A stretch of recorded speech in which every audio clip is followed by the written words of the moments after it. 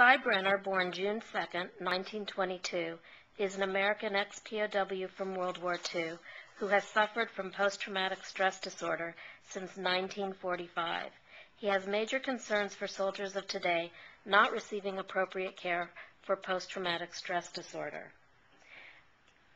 How did you become a prisoner of war? I was in the medical 2nd Battalion Medical Detachment of the 410th Infantry. We were in the Vosges Mountains in France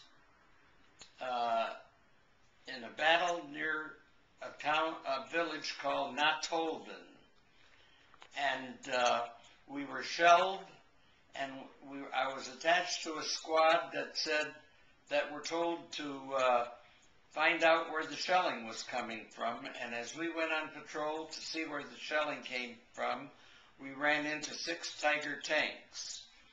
And they saw us. It was a very cold night, and there was a lot of snow on the ground, and I figured that if I got into the shadows of a farmhouse, they wouldn't see me. And as I ran toward the farmhouse, the Germans blew up the farmhouse, and I later heard that there were stories that I got killed, and the Germans picked me up while I was lying on the ground.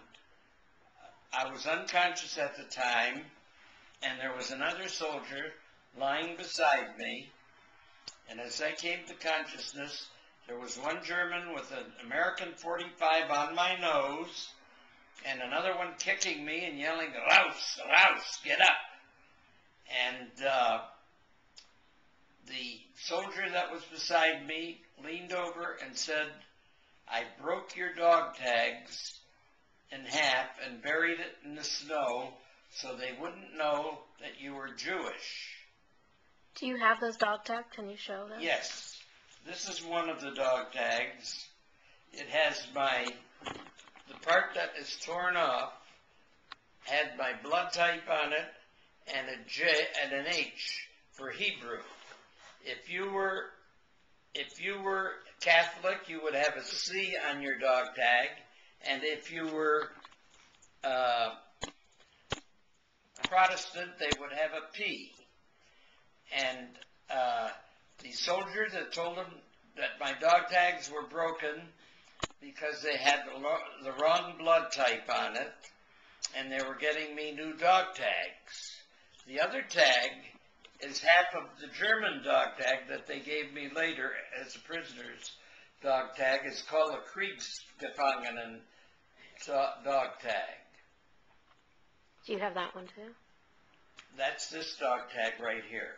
Oh, okay. The one on the bottom. Okay. And you have something else there. What is that? That's a little knife that my father gave me when I went into the Army, and it's a very picturesque curved knife. And I told him that when I go into the Army will give me a very large knife. He shouldn't worry about me not having the knife. He said, "Well, you take this knife, and it'll come in handy someday." And when the Germans picked us up, they put me and my friend, who I don't know how he knew I was Jewish because I don't remember who he was. I didn't know if he was Jewish or if he was what I call a righteous Christian who saved my life. Because in those days, depending on who took you prisoner, if it was the SS and they knew you were Jewish, they would shoot you. And they lined us up against the barn, and it was very cold, and I put my hands deep into my pockets, and sure enough, after they searched me, they missed this little knife.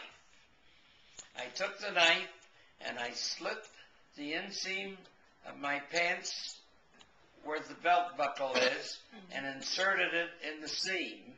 And I kept this knife all during the war, and I still have it now. I used this knife later many times for food and other instances. If anybody would like more information about Sy Brenner's experiences, please visit his website at www.sybrenner.com. That's spelled SYBRENNER. Thank you, Mr. Brenner. You're welcome.